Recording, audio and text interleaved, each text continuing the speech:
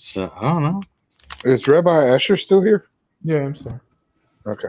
Rabbi, Well, why don't you bring in a topic that disease is kind of like a rough topic. Okay. Death, disease. Cremation. Forbidden in Judaism, no? Or do you have some spin on that? Well, I don't speak about a topic that's been spoken about before. I don't think we did cremation in the couple of months we've been doing the podcast. Nothing new Cremation. under the sun, Rabbi. No, I'm saying that whenever I make a video or I teach something, I make sure that no one else has taught that topic from at least the perspective that I want to teach it through. So in terms of cremation, you would think it's prohibited in Judaism. Now, if you consider Judaism what people do and think nowadays, and yeah, it is prohibited. There's a lot of things that are prohibited. I mean, pants are prohibited for women nowadays when Jewish law doesn't mention pants. But cremation, if the ashes are buried, is technically allowed. You'd be surprised. So you're saying the emphasis is technically on the burial part, not necessarily what the body is, whether Absolutely. it's a hole or ash. There's later achronim, because it's not an issue really amongst Tanaim or Amoraim.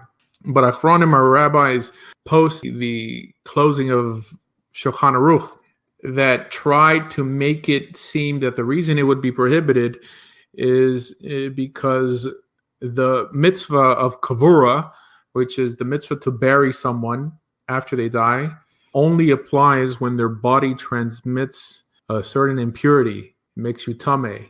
And ashes don't emit that impurity. So then it would make cremation not a viable option, at least for people to bury you properly. Not that you couldn't be buried in a Jewish cemetery. And there's people who disagree, like the Yavitz, Rav Yaakov, and then said that yes, it would still transmit tumat met on the individual who comes near it, and a priest wouldn't be allowed to traverse on top of it. But according to source material, the halakha is that one has to be buried in the ground. Now, that doesn't mean that it has to be a complete flesh and blood body, like basar v'dam, but it could technically be ashes. It just has to be buried bekarka. That means inside the dirt. However, that also doesn't mean in the ground in the fashion that we see cemeteries modeled after, because we know that in Torah times, heck, even in the time of the Second Temple and the time of Jesus, people were buried on the side of a mountain. That's also considered in the ground, vertically, but it's in the ground. A cave. What is the practice of? Because some people might like spread people's ashes at a special place in a park, or maybe even in the water, but then they also keep some of their ashes with them and put it in like a little container, and might even wear it around their neck or something. Yeah, so that's not really endorsed in Jewish law, just because there's also a law that Jews have to be buried with other religious individuals. If you're religious, based on the statement that the righteous shouldn't be laid to rest amongst the wicked, that's really the whole notion of what a Jewish cemetery is. This whole notion of a Jewish cemetery is not that if you're Jewish, you're allowed to be buried there. That's a twisted, perverted understanding of a decent Judaic principle. The notion of a Jewish cemetery is to be buried amongst other religious Jews. But it doesn't work like that nowadays. Now they just ask if your mother's Jewish, not if you're religious.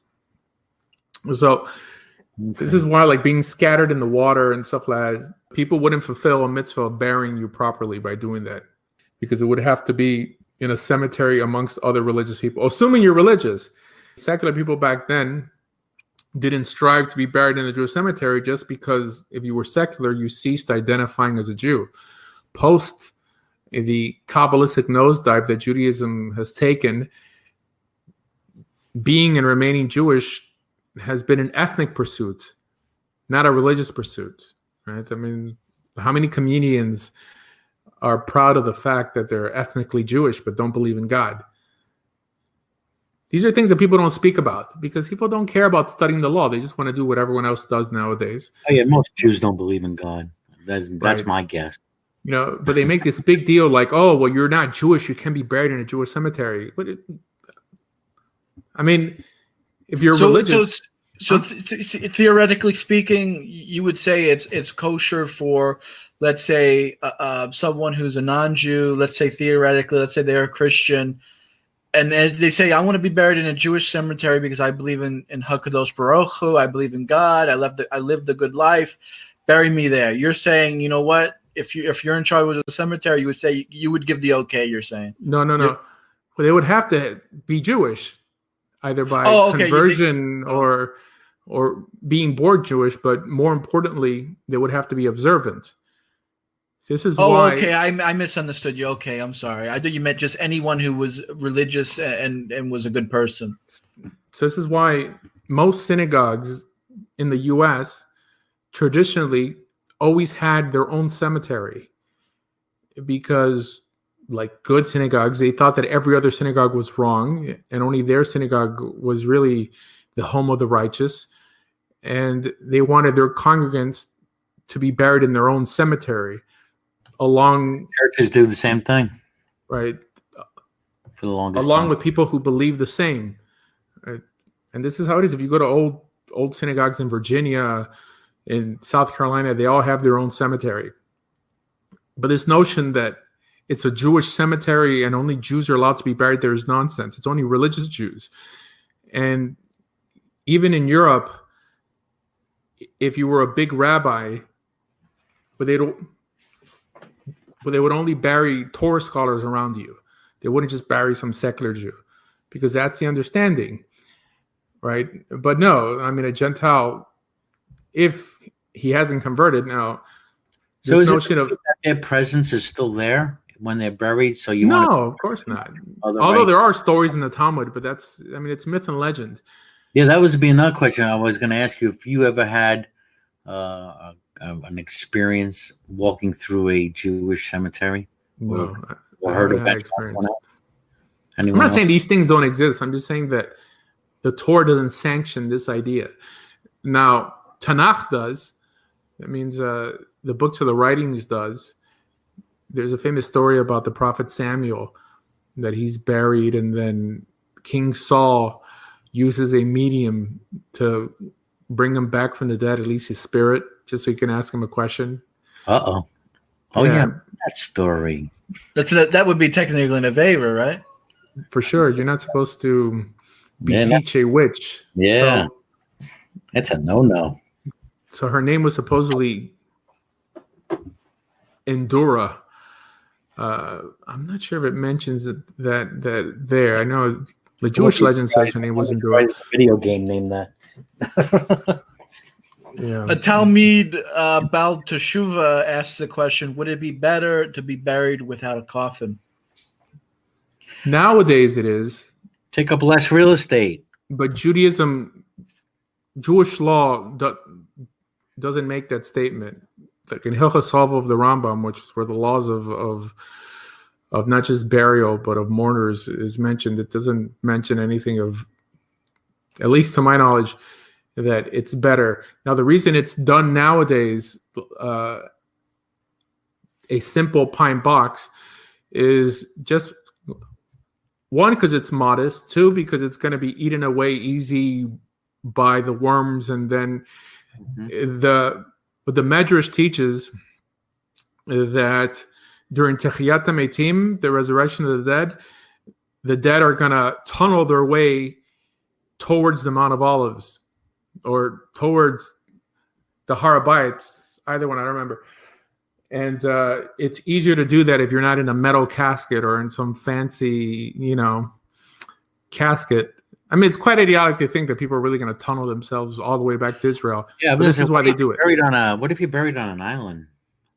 I've also heard that it's better to be buried closer to Jerusalem. You'd be the first ones resurrected. The ones the farther you're away from Jerusalem, the longer it's going to take for you to get beamed up again. Get a better seats for the Messiah.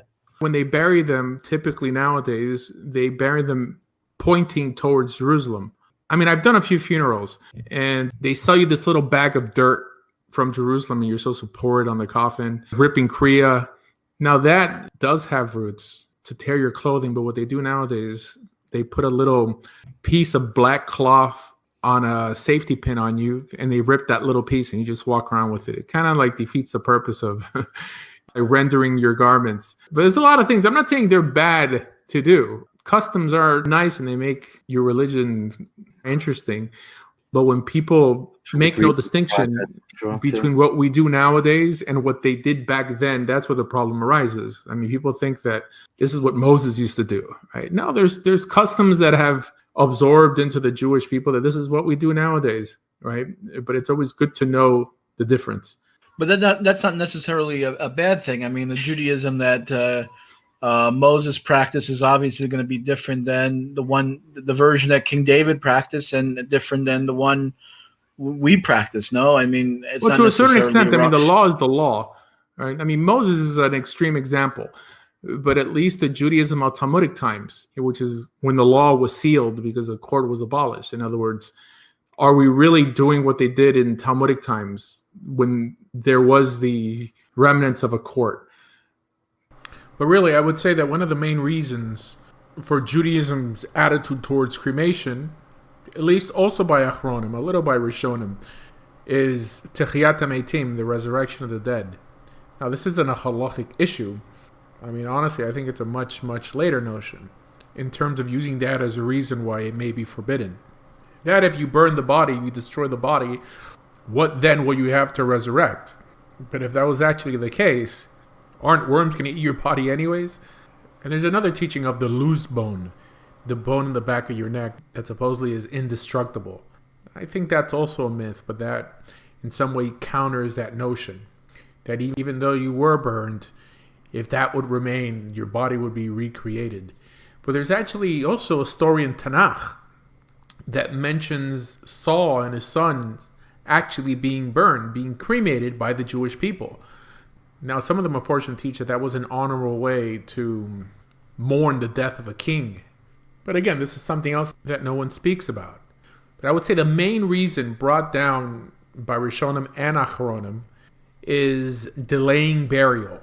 That unless the cremation occurs immediately, prolonging the mitzvah of kavura is a lack of kivud hameis, of honoring the dead. Also in the Talmud it speaks about serifah, the punishment of burning. Now the accepted opinion is that was done by pouring hot lead down someone's throat, and that is what was called burning. But there's another opinion in the Talmud that many people don't mention, that it was actually burning the whole body, lighting them on fire.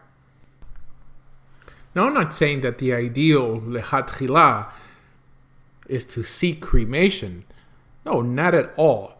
I'm just trying to expand your mind a little and really ask the question, is cremation actually forbidden?